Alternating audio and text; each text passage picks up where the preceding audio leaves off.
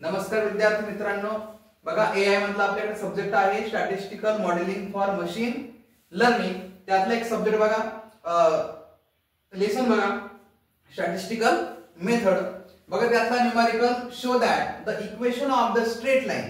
आपल्याला बघा इक्वेशन, हे जे इक्वेशन तुम्हाला दाखवले बघा मी इथे ब्रॅकेट मारलेलं आहे, हे इक्वेशन आपल्याला शो करायचं आहे. हे that the passes through the point x1 y1 and x2 y2 is given by. बघा हे जे इक्वेशन आहे ते आपल्याला इथे शो दॅट करायचं आहे. बघा पहिल्यांदा आपण हा एक क्वेश्चन इथे सॉल्व्ह करून घेऊ. बघा इथे y is equal to a plus bx. बघा हे जे आहे हे काय आहे आपल्याकडे इक्वेशन ऑफ स्ट्रेट लाईन. बघा इक्वेशन ऑफ स्ट्रेट लाईन याला म्हणा इक्वेशन नंबर 1. तुम्हाला त्यांनी पॉइंट्स दिलेले आहे x1 y1 x2 y2.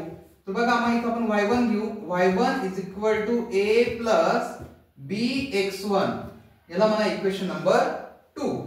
त्यानंतर इथे लक्षात घ्या y2 म्हणजे a प्लस bx2 म्हणजे हा झाला आपल्याकडे इक्वेशन नंबर 3. बघा अशा पद्धतीने इक्वेशन अगोदर लिहून घ्या. फर्स्ट इक्वेशन, सेकंड इक्वेशन आणि थर्ड इक्वेशन. त्यानंतर आपल्याला काय करायचंय तर बघा सबट्रॅक्टिंग इक्वेशन 2 फ्रॉम 1. बघा 2 ला काय करा 1 मधनं आपल्याला मायनस करायचंय.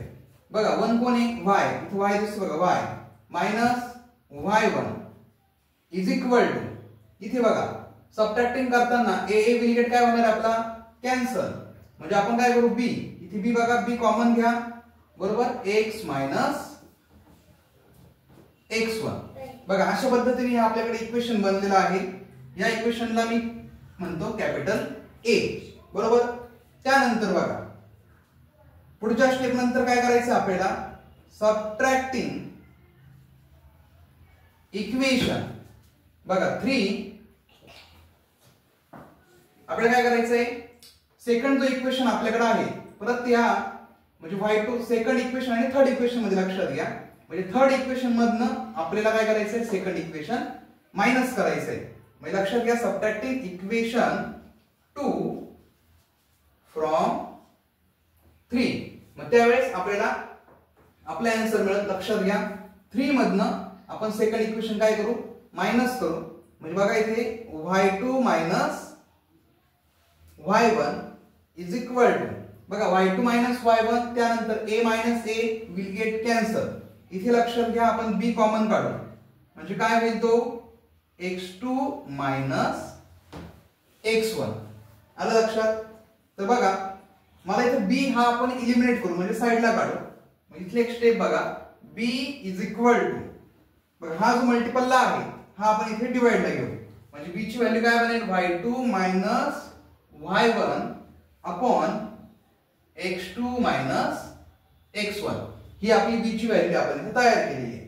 त्यानंतर बघा ही b ची तयार झालेली व्हॅल्यू आहे ती आपण कुठे टाकू इक्वेशन a मध्ये पुटअप करू. तर बघा इथे इक्वेशन 1 मध्ये पुटअप करताना म्हणजे y minus y1 is equal to बघा इथे आपल्याला b दिसतोय. b ची आपल्याकडे व्हॅल्यू काय आहे y2 minus y1 upon x2 minus x1. आलं लक्षात. त्यानंतर पुढे बघा काय आहे x मायनस x1. बघा आपल्याला शोधायचं जे करायचं होतं तो ब्रॅकेट इथे बनतोय बघा y minus y1 is equal to y2 minus y1 upon x2 minus x1 into x minus x1. बघा अशा पद्धतीने आपण हे इथं शो दॅट केलं. म्हणजे अशा पद्धतीने आपलं इक्वेशन याच्यामध्ये आलं. त्यानंतर बघा याच्यामध्ये सेकंड क्वेश्चन आपल्याला त्यांनी दिलेला आहे find the equation of straight line that the passes through the points. आपल्याला पॉइंट्स काढायला लावलेले आहे. बघा म्हणजे पॉइंट्स मला दिलेले आहे आणि तुम्हाला इक्वेशन ऑफ स्ट्रेट लाईन काढायचे 2, -3 बघा इथे अँड 4, 5. तर म्हणजे लक्षात घ्या मग आपण इथे पहिल्यांदा अगोदर इक्वेशन ऑफ लाईन काढण्यासाठी आपल्याला अगोदर काय काढावं लागेल स्लोप काढावा लागेल. तर स्लोपचा आपल्याकडे फॉर्म्युला आहे बघा y2 minus y1 upon x2 minus x1. आलं लक्षात. बघा इथे आपल्याला जे यांनी पॉइंट दिले आहे 2, -3 म्हणजे पहिला पॉइंट आहे x1, दुसऱ्या पॉइंट आपण कन्सिडर करू y1. इकडच्या ब्रॅकेट मध्ये बघा x2 आणि इथं y2. बघा आपण व्हॅल्यू पुटअप करू. y2 ची व्हॅल्यू 5 मायनस y1 ची व्हॅल्यू आहे -3 minus minus plus divide by x2 बघा 4 मायनस x1 आहे 2 म्हणजे बघा 5 प्लस 3 8 4 मायनस 2 2 म्हणजे बघा आपल्याकडे स्लोप जो आहे तो किती आहे 4. आलं लक्षात. म्हणजे 8/2 म्हणजे 4. आपण m ची व्हॅल्यू काढून घेतली. m म्हणजेच स्लोप. त्यानंतर त्यांनी आपल्याला सांगितलं आहे इक्वेशन ऑफ स्ट्रेट लाईन. तर बघा आपण इक्वेशन फाइंड आउट करू. Equation of straight line. बघा equation y minus y1 is equal to m bracket x minus x1 असं आपल्याकडे फॉर्म्युला आहे. आणि लक्षात.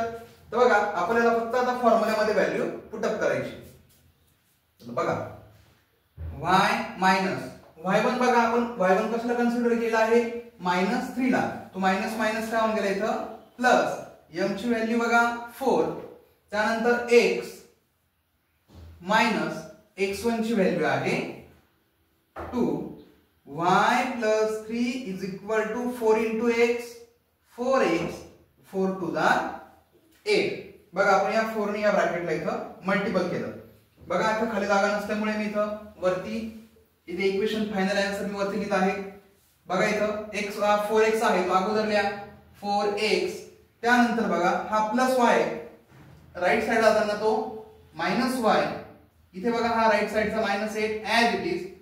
लेफ्ट साइडला जो +3 होता इज इक्वल टू राईट साइडला जाताना तो काय होणार आहे -3 इज इक्वल टू 0. मग इथे बघा 4x y -8 -3 किती झाले ते 11 इज इक्वल टू 0. बघा म्हणजे अशा पद्धतीने आपण इक्वेशन ऑफ स्ट्रेट लाईनचं फाइंड आउट केलं. म्हणजे हे जे न्यूमेरिकल आहे लक्षात घ्या याच्यामध्ये दोन पार्ट होते क्वेश्चनचे ए आणि बी. ए मध्ये तुम्हाला फक्त हे इक्वेशन जे होतं ते शोधायला करायचं होतं ते आपण दाखवलं आणि त्यानंतर आपल्याला इक्वेशन ऑफ स्ट्रेट लाईन हा फाइंड आउट करायचा होता. म्हणून आपण अगोदर स्लोप फाइंड आउट केला आणि त्यानंतर इक्वेशन ऑफ स्ट्रेट लाईनचा फॉर्म्युला अप्लाय करून त्यामध्ये व्हॅल्यू पुटअप केल्या आणि आपलं इक्वेशन ऑफ स्ट्रेट लाईन हे आपण याचं आन्सर काढलं. आलं लक्षात. म्हणजे अशा पद्धतीने हा 4 मार्कचा सम खूप इम्पॉर्टंट असा एक सम आहे.